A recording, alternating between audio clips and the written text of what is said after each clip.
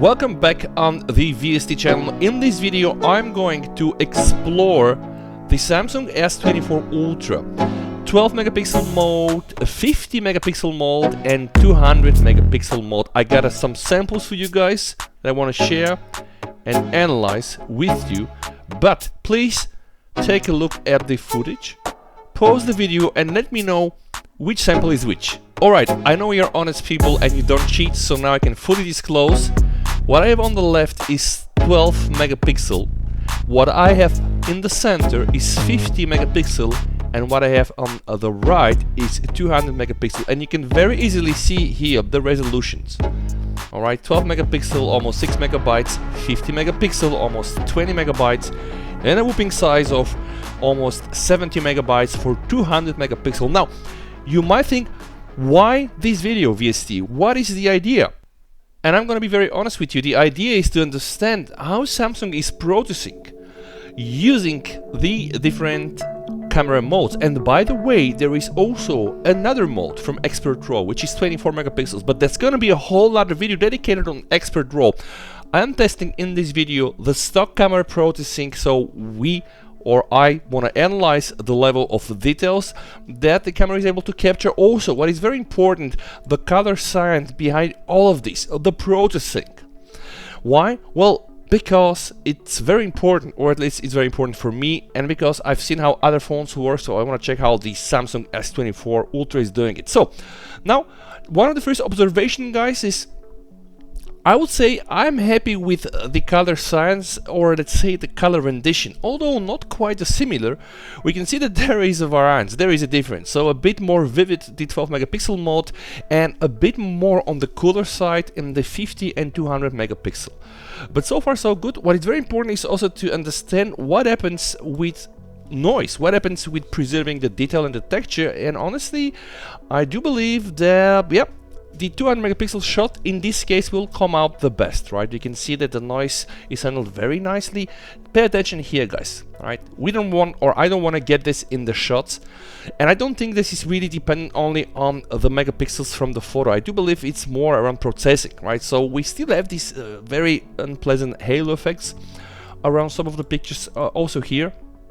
But overall, the 200 megapixel shot was really able to control the noise, control the exposure, and do everything in, I would say, a very nice way. And see here, if I'm to zoom in a bit, grain and noise and stuff like this. Of course, you would say this is a high resolution picture, but alright. I have my opinion, and I do believe, and I know that Samsung can do this in the other modes as well. Now let's just try to zoom in here, guys. I've searched for some samples with very complex texture, like here we have rust and we have also shadows, we have highlights here, so it's really like a tough scenario, right? And it's very important to understand what happens. And by the way, we only from this shot can see that there is a potential, there is actually a benefit of going and using higher megapixel count. Now my opinion, being also an iPhone user, just testing cameras, right, is that I do find the 24 megapixel to be kind of like the sweet spot.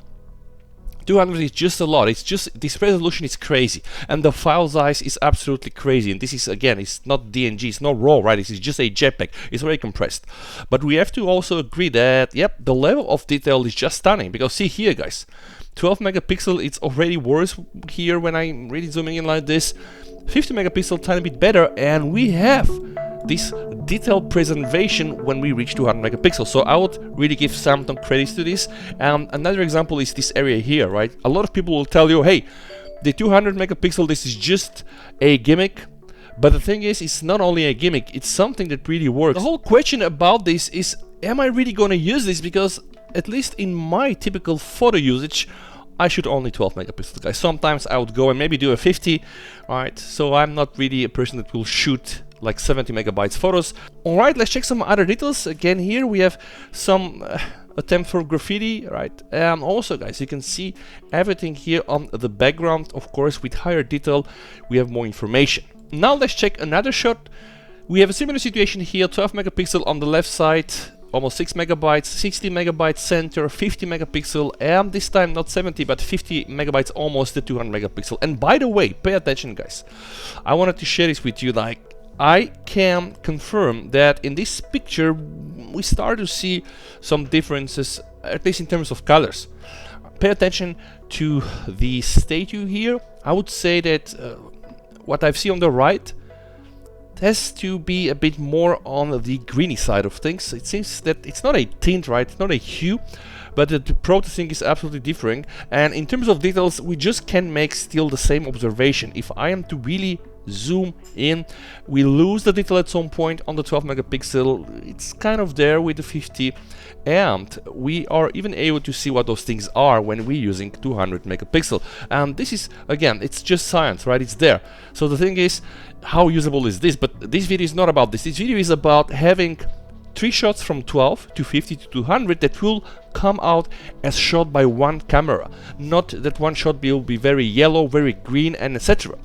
Let's see also how the sky was exposed. Again, my standard observation that we have a problem with noise handling on the 12 and even on the 50. I'm not sure why, and again, don't think that noise is always bad or great, right? I also said it in my first video, but usually I do believe that those modern smartphones, they have some nice processing tools to handle this. And again, I really love how the sky looks here on this sample on the right. Same scenario here, 12 megapixel in the left, 50 in the center, and 200 megapixel on the right. We have some very nice colors here. By the way, this makes me very happy to see that they kind of look the same. Why? Because this was not the same issue with the S23 Ultra. I always had problem when I was shooting with all of these modes. The colors were not right. I'm not sure if this was really messed up with some updates or if this ever worked, but the standard like stock S24 Ultra, no updates whatsoever. I would say it looks promising, and it's looked really like these 3 shots are shot by the same camera, and of course they are, but I'm just covering and referring here to the processing. So all nice, we can see the colors are there, and it's clearly visible that the 12 megapixel shot is more on the warmer side on the white balance, and the more we go with the higher megapixel count, we are cooling down a bit. But yeah, still, it really looks like one and the same camera, which is actually quite nice. This was a very interesting shot, very high dynamic range here. We have some shadows from the clouds, we have also the sun illuminating that building here. And by the way, this was also one of the shots where I said, listen, there is something different, and this something different in this case, it's not about the colors, because if we just look at the helmet, right, like it's red, it's red, it's red, right? If we look at the details, by the way, I think it's clear, right? We have far more information in these 200 megapixel photos, right, specifically for zooming in. But what matters here is pay attention to the sky, guys. It seems that the HDR, like dynamic processing of the sky here, is very drastic. I would say it's very dramatic on the 12 megapixel shot, not so dramatic on the 50 megapixel shot, and not so dramatic also here. And pay attention, guys, those are pictures that I've shot like one after the other, so I don't think that we really have a change of the scenario. No, it was pretty much the same. So HDR in this shot seems to be a bit more increased when we're using the standard 12 megapixel photo. We can see it from here, and this also relates to the way Samsung is processing this type of information, right? Like how they want to handle, how they handle HDR in these different modes. But guys, what I don't like on the 50 megapixel shot is that it's just too soft a bit for my taste, right? So if it's up to me, I would always try to find like a perfect balance between having a sharper picture, right, but avoiding noise, versus having a picture that doesn't have a lot of noise, but it's kind of like blurred in, so somewhere in the middle will be just perfect. Else, I guess 200 megapixel is still 200 megapixel, we can judge from here, right? But what I do like is that the color science seems in this case to be also very stable. I think this is really a huge win for Samsung. And now you probably have guessed it, some more dramatic scenarios, and this is probably one of the scenarios where we can see a bit of a shifting. What do I mean here, guys? Pay attention to the grass.